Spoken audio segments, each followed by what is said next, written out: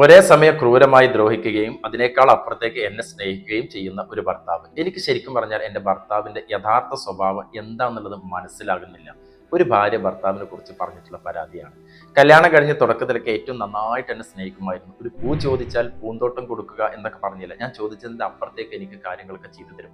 എൻ്റെ വീട്ടിൽ ഞാൻ തന്നെ പറഞ്ഞു, ഞാനൊരു ഭാഗ്യവതിയായിട്ടുള്ള ഒരു ഭാര്യയാണ്, ഇതുപോലെ ഒരു ഭർത്താവിനെ കിട്ടിയത് എൻ്റെ ഭാഗ്യമാണ് എന്നൊക്കെ എന്നെ കൊണ്ട് പറയിപ്പിക്കുന്ന വിധത്തിലേക്ക് ഞാൻ അയാളിലേക്ക് മാത്രം ചുരുങ്ങി. പതിയെ പതിയെ എൻ്റെ കുടുംബക്കാരെ കട്ട് ചെയ്തു, എൻ്റെ കൂട്ടുകാരെ കട്ട് ചെയ്തു, എന്നിൽ അടുപ്പമുള്ള ആളുകളൊക്കെ ഇദ്ദേഹം പതിയെ പതിയെ കട്ട് ചെയ്തു.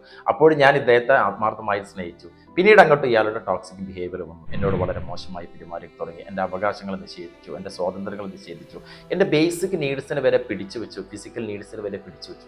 ഞാനത് സങ്കടം പറയുമ്പം അദ്ദേഹം പിന്നീട് എന്നോട് നന്നായിട്ട് പെരുമാറും. അങ്ങനെ പ്രശ്നരൂക്ഷമായി വീട്ടിലെത്തി ഞാൻ ഈ പരാതി പറഞ്ഞപ്പോൾ വീട്ടുകാർ വിശ്വസിക്കുന്നില്ല. കാരണം ഞാൻ തന്നെയാണ് പറഞ്ഞത് ഏറ്റവും നല്ല ഭർത്താവാണെന്നുള്ളത്. ഞാനത് മാറ്റി പറയുമ്പോൾ അവർക്കത് വിശ്വാസമില്ല. നിന്റെ ഭാഗത്ത് എന്തോ കുഴപ്പമുണ്ടെന്നുള്ളത് എന്നെ കുറ്റപ്പെടുത്തി.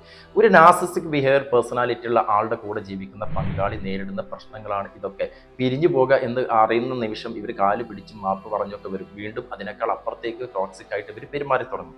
ഇവരുടെ പിടിയിൽ അകപ്പെട്ട് കഴിഞ്ഞാൽ ജീവിതം മുന്നോട്ട് പോവുക എന്നുള്ളത് വലിയ പ്രയാസമാണ്. ഒരു ചുഴിക്കകത്ത് പെട്ടതുപോലെയാണ്. തൻ്റെ വ്യക്തിത്വത്തെ തിരിച്ചറിയാനാവാതെ സെൽഫ് കോൺഫിഡൻസും എസ്റ്റീമും സെൽഫ് എസ്റ്റീമും ഒക്കെ നഷ്ടപ്പെട്ടുകൊണ്ട് ജീവിതം ഒരു വല്ലാത്തൊരു അവസ്ഥയിലൂടെ കടന്നു പോകും. ഇത്തരക്കാർ ആരെങ്കിലും നിങ്ങളുടെ